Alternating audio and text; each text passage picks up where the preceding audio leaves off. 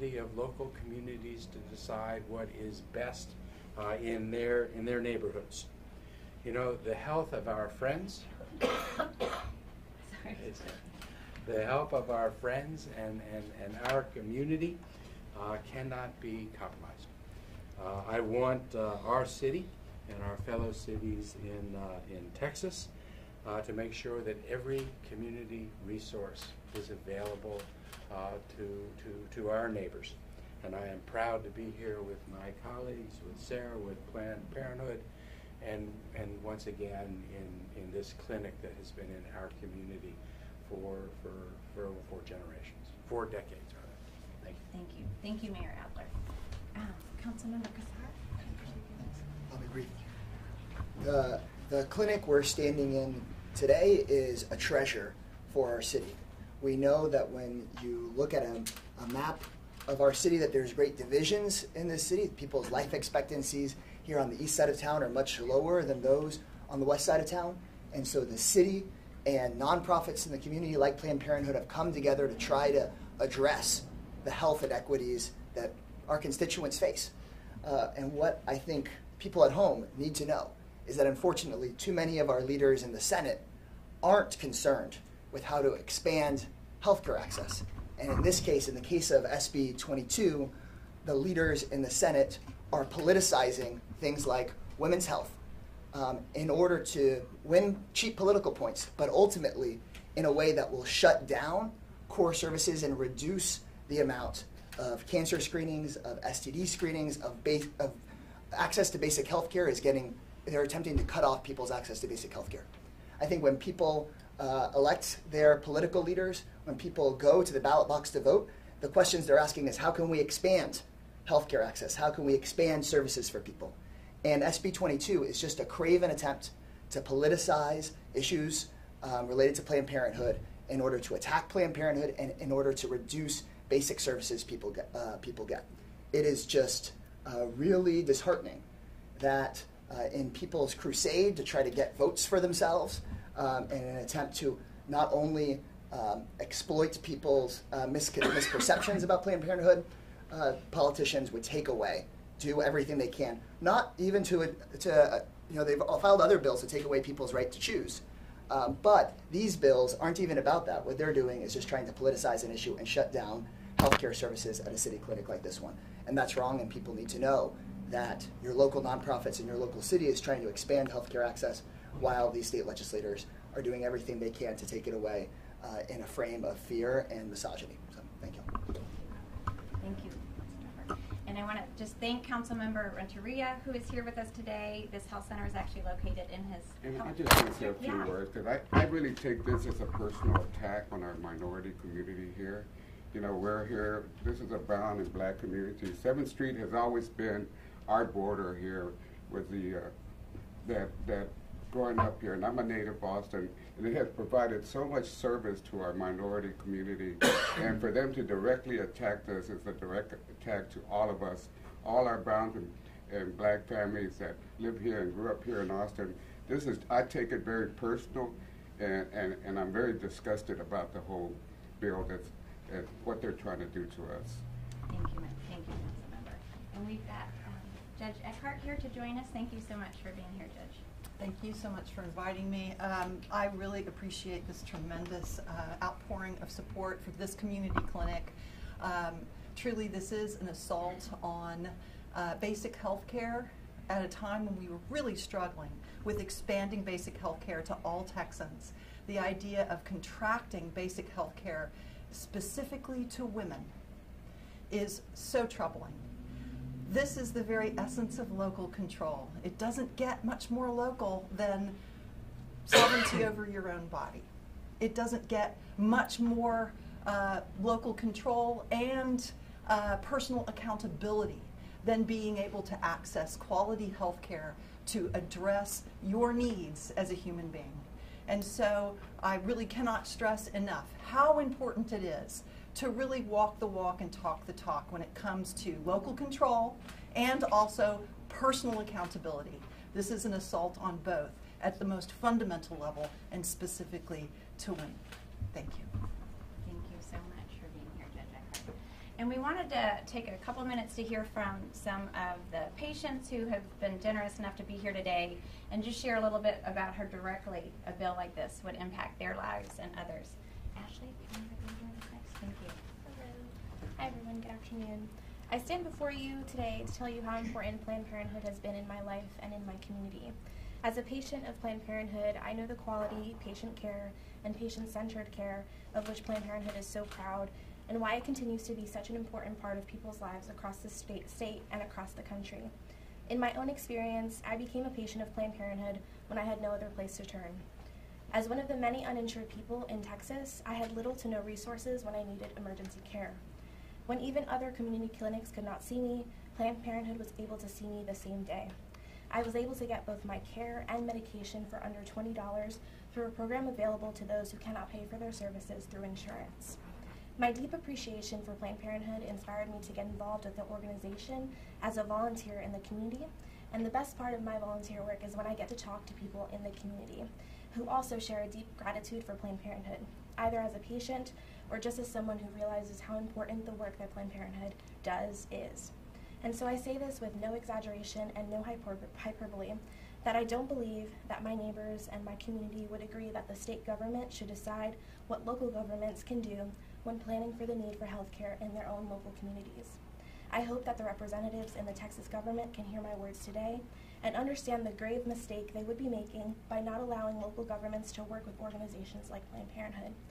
As a state with the most uninsured people, I hope that those Texas state politicians can look past their partisan politics and realize how much this decision would affect the health and wellness of people across the state. Thank you. Thank you, Ashley. And I also want to invite another patient advocate, Maria Trevino. Thank you. Hi y'all, my name is Mireya. I'm a student at the University of Texas. I study public health and I'm advisory chair for Texas Fuego. So when students are in need of health care, they tend to come to people like me. And when students are insured, a trip to University Health Services is easy enough. But when somebody doesn't have insurance, which is a reality on my campus and on campuses around the state, that gets a little trickier. And that's why places like Planned Parenthood are essential for students to get the health care that they need. Planned Parenthood operates on a sliding scale, so students can come get health care at little to no cost, which tends to be our budget. Yeah, I feel super comfortable referring friends and acquaintances here to Planned Parenthood because the staff here is trained to be queer inclusive and sex positive. I know that I can send people here from anything to a birth control consultation to a flu shot, and that's all because of the community outreach that Planned Parenthood does, and that's the very outreach that SB 22 is attempting to stop. Like I said, I'm a public health major, and so I know that the uninsured rate here in Texas is the highest in the nation. So it doesn't make sense to me that local governments should limit their access and resources to get affordable and quality health care. And that's why I'm here today to call SB 22 what it is. It is a public health ban, and to urge Texas legislators to vote no. Thanks. Thank you. And I've got one more patient advocate who's here with us today. Amy? Hi, my name is Amy, and I've actually been coming to this Planned Parenthood location for affordable, reliable, and compassionate health care for almost a decade. When I first came here, I didn't have health insurance, and I was working part-time at a low-paying retail job. Planned Parenthood was a name I recognized and trusted, and I was able to get almost no-cost health care at that time. After the first visit, though, my Pap test showed precancerous cells. And when I got the call from the Planned Parenthood employee, Wanda Smith, I got really upset. I didn't know what it meant. The word cancer was obviously very scary to me. I was terrified that I would have cervical cancer and not be able to have it treated because I didn't have health insurance. But you know, Wanda was so great. She explained that Travis County offers uninsured people assistance who meet certain income requirements. And I was actually able to get the cost of a colposcopy covered, which is how you diagnose cervical cancer. And it showed that I hadn't yet developed cervical cancer. I've since learned that my condition, which is caused by HPV, is very common, and that cervical cancer is one of the most common forms of cancer, and also one of the most preventable because of how slowly it develops. Pelvic exams and Pap tests like the one I got here prevent cervical cancer. Without them, people will die. Over a third of people diagnosed with cervical cancer die each year. The truth is, Planned Parenthood saves lives. Last fall, I came back here for my yearly exam. I have a good job now, and I have private health insurance, but Planned Parenthood is still the most convenient and reliable choice for reproductive health care for me. And after years of being in a situation of wait and see with those precancerous cells, I got another call from Wanda again, letting me know that they were finally gone. I'm really tired. It's been a long time since I've been coming here, of feeling like a pawn in other people's political games. Access to health care saves lives. And I just urge everyone in Texas not to take it away from the state's most vulnerable communities. Thank you.